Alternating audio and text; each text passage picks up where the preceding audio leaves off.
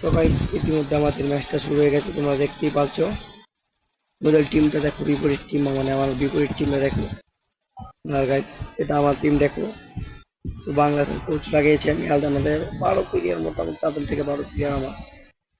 যখন তারা থ্রো করছে আর থ্রো করা শুরু, সেটা বড় হয়ে গেছে।